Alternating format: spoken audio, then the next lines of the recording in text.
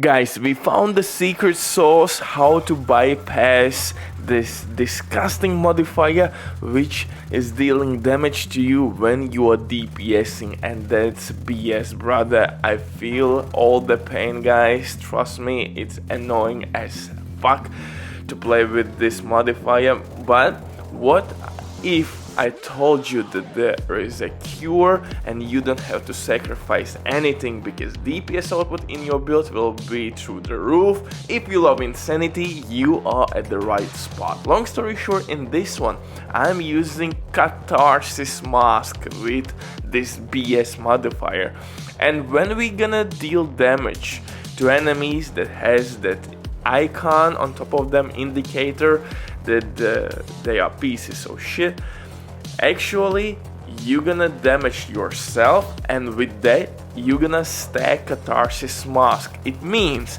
by damaging these enemies you are boosting your damage even further with your catarsis mask, and eventually you will release healing clouds which will mitigate some of that incoming damage. If you want, you can pair it up, for example, with protection from elite mods to reduce incoming damage if you will hit, of course, elite enemy. And of course you could throw in the mix maybe Bloodsucker talent for additional armor, or maybe even adrenaline rush. But this is pure DPS set with this hybrid integration with catarsis mask. Before I get to my setup, quick word from the sponsor Diving.net. If you don't have enough time or good teammates but you still want to have all the best items in your game, then Diving.net is set for you. They have absolutely amazing team on consoles. They will complete your order super quick.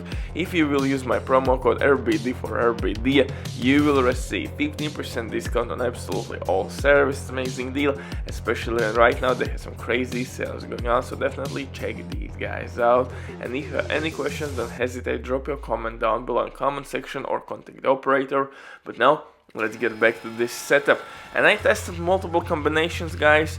I will not lie, I tried Coyote Mask, I tried of course to implement new exotic holster in this build, but eventually for me, as you can see right now on your screen, Catarsis Mask worked pretty much the easiest and the best way in the game with all the annoying modifiers slash directives in the game, because for one simple reason, in this game you always will receive incoming damage, and when you will receive that, you will pretty much increase your DPS output. Eventually you will heal yourself, and to help us heal ourselves or sustain our health, we are using gunner specialization on kill, increased rate of fire, and 10% armor on kill as well is quite handy. And if you are on rampage mode, you're gonna stack pretty easily at least 50% armor, I think. For the main weapon here, I am using Vector with fast hands talent. I tested Lady Death, I tested Ouroboros, I tested Dark Winter, I tested ACP-45 Vector. This Vector, from other hand, has the highest base damage value in Vector department, I guess. It has really good rate of fire, well, 1200 without striker, but man, it slaps extremely hard, and you can of course apply any talent you want. For example, Optimist would not be a terrible choice, but fast hands again works really well. Crit chance is decent, we are reloading our weapon really well, so really nice option. Dark Winter is again another solid option here if you want to use, or Ouroboros exotic SMG. To stack striker, we as usual are using lefty shotgun, or you can use rock and roll, for example, or any other ACS style automatic shotgun with your preferred talent on. For the pistol, I'm using Orbit DZ exclusive pistol with perfect finisher talent. At this point, I think you know how this baby works. For the mask, I'm using Catarsis Mask, and this is my barbecue chicken sauce here. Little dirty secret.